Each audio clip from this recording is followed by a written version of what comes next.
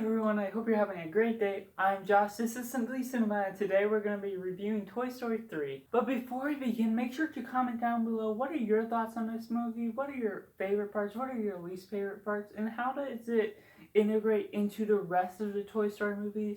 And also don't forget to click that like button and subscribe because I'm going to finish up these Toy Story reviews and then rank them at the end of this week. And also make sure to check out the socials down in the description below. Without further ado, let's begin. Toy Story 3 brings us the story of Andy growing up, and now that he's grown up, he's going to college and he's been neglecting his toys all these time.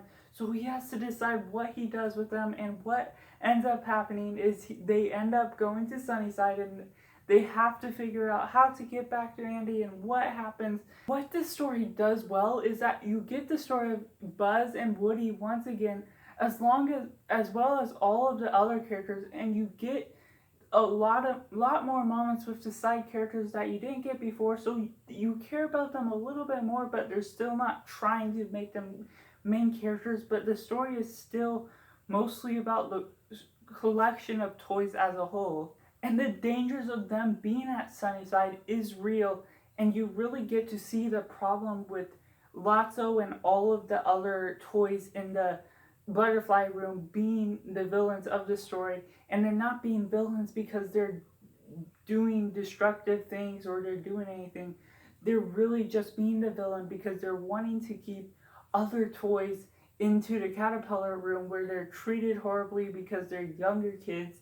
And that sort of story is interesting to me, and they play it off really well. You get really in the moment of what's going on and the struggles they're going through. And the movie is emotional, especially at the end when you're getting to the part where the toys are about to die, even though it's very unrealistic they would add that. And clearly that is way too dark for a kid's movie, but you almost believe it's gonna happen, and it makes you cry the first time. And even some of the other times rewatching it, I just about cried, and it's still emotional to this day. And as the story concludes with the toys getting handed off from Andy to Bonnie, it really sets up a nice conclusion for Andy's story, and as it leaves open many ideas for what happens to the toys, which makes room for Toy Story 4. Moving on to mixed elements, I would say there's a little bit of a plot convenience with all of these different factors of being at the right place, meeting the right characters,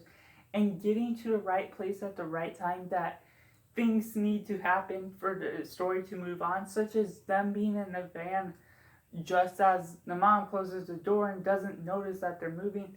Just all these little nitpicks that I would add into that. Moving on to negatives, this is still a little bit of a nitpick, but I would say I would have wanted more to the reasoning of why they put new toys in the caterpillar room, and then once Buzz was able to escape and get to them overnight, they finally accept him into the butterfly room, but it doesn't fully explain what goes on when they decide to move the new toys into the caterpillar room rather than doing some sort of test. Although it wouldn't be as much a surprise to the new toys, they could do some sort of strength test or something that makes them worthy of being with the butterfly room and with Lotso's team to have another member.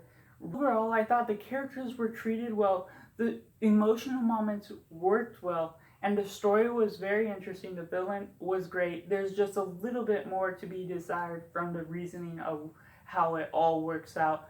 But that was just my thoughts, and I would give it simply 8.9 out of 10. Leave your thoughts down below. Let me know what you think of it. Was it good? Was it bad? Was it one of your favorites?